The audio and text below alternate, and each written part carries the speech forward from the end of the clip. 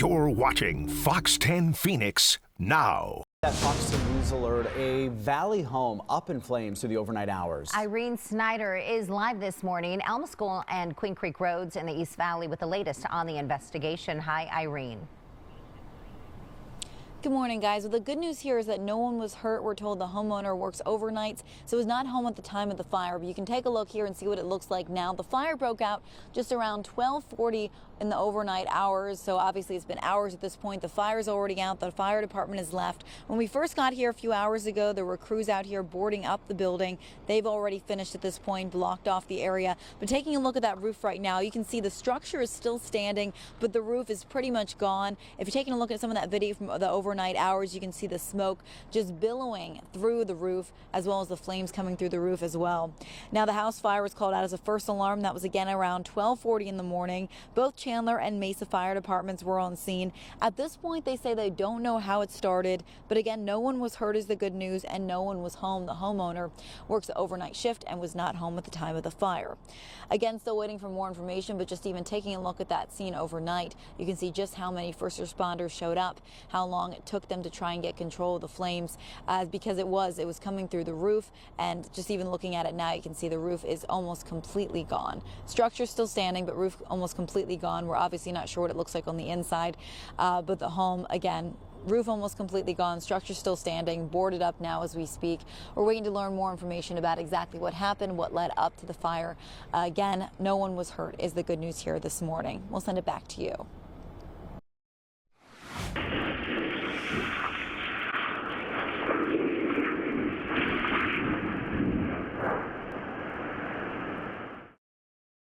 We'll take a look at this. That's new video showing the moments a Learjet's landing gear fails as it veers off the runway, crashes into another jet that's parked on the ramp at the Scottsdale airport.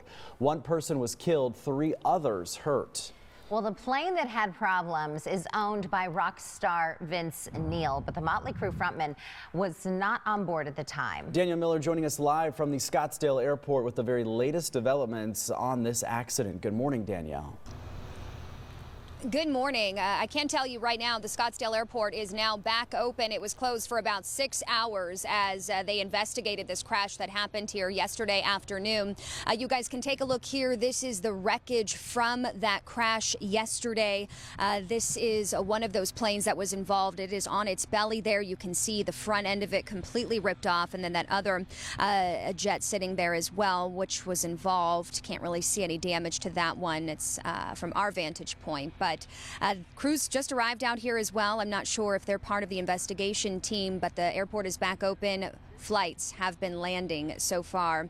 And Motley Crue, they did share a statement on social media from Vince Neil's legal team confirming Neil was not on the plane, but 2 pilots and 2 passengers were on board.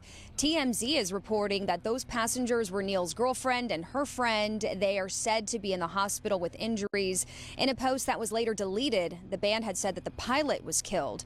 Vince Neil's Learjet 35A was flying in from Austin, Texas when it crashed into this Gulfstream G200 business jet parked on the ground. That was just before 2:40 p.m. yesterday afternoon. Our thoughts and prayers for the individuals on the aircraft. It's certainly a tragedy that occurred.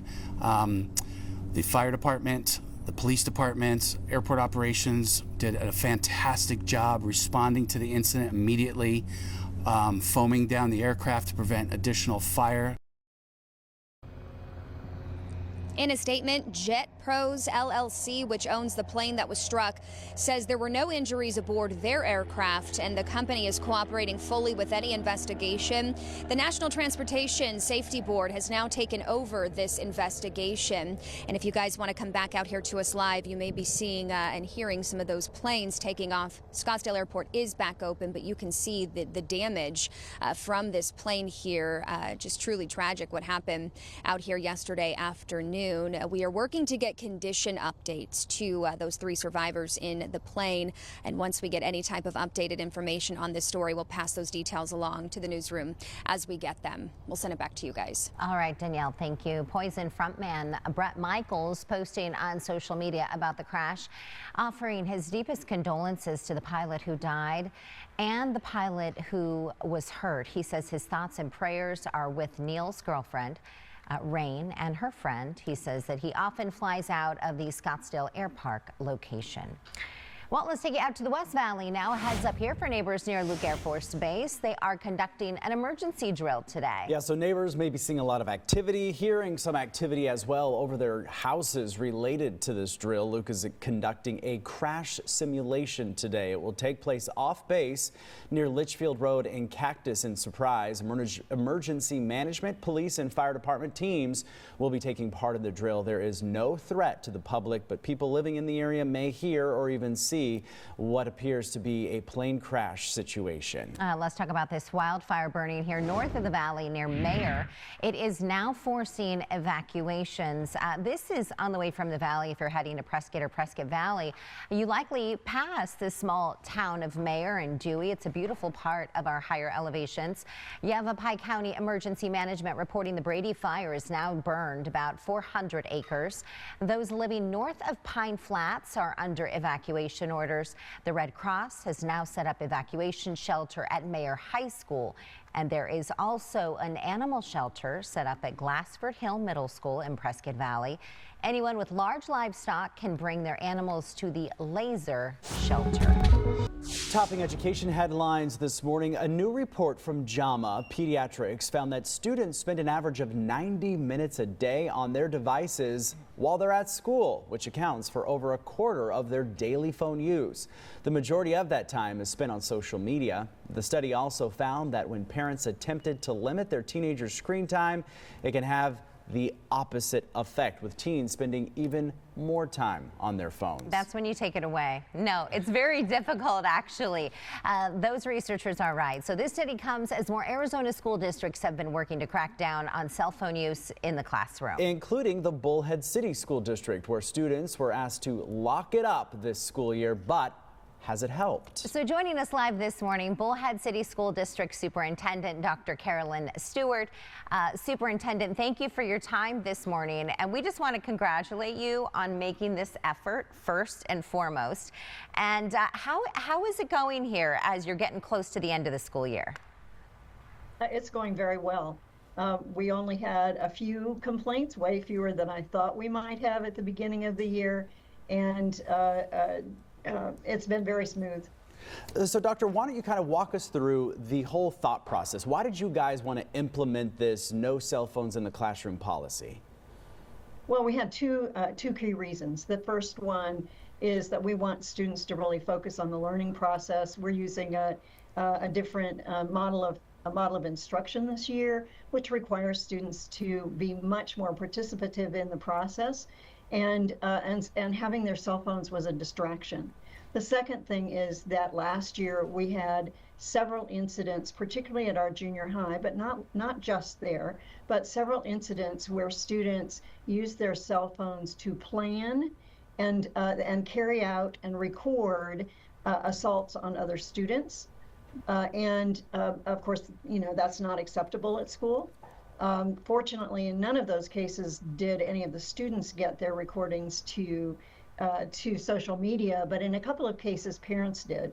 And we don't want our students to be assaulting other students to begin with, but we certainly don't want that to be a planned kind of thing. And going forward with that, a recording and those things. So all of that has just been eliminated because the cell phones are parked. Yeah, and some of those videos end up on TikTok and social media. So kudos to all of you for taking the lead on this. And as a mother of teenagers, Dr. Stewart, thank you. We're looking at the lockbox, a photograph that you sent us. Take us through the process of the day. Is there a different lockbox in every classroom, or is it just one there on the premises, or a few where everybody sticks it in first thing in the morning and it stays there for the rest of the day? So for our middle school and our junior high, where students move around a lot, there's one in each classroom. So they kind of have, we don't call it a homeroom, but whatever their first class is. The phones get parked, they're locked there for the day, and then they come back at the end of the day to pick them up. Okay. For our elementary schools, we have one for about every 4 or 5 classrooms, and the same thing happens there where, you know, students are parking them. But what we've found is that in many cases, students don't even bring their phones to school. Oh, yeah. So, you know, we haven't forbidden them from school. We know we have students who are latchkey kids. And I would not want them to go home to an empty house and not have a way to contact parents or emergency personnel or whatever if they were, you know, home for a little bit by themselves. So this was a good way to do both things, and we've had very few problems.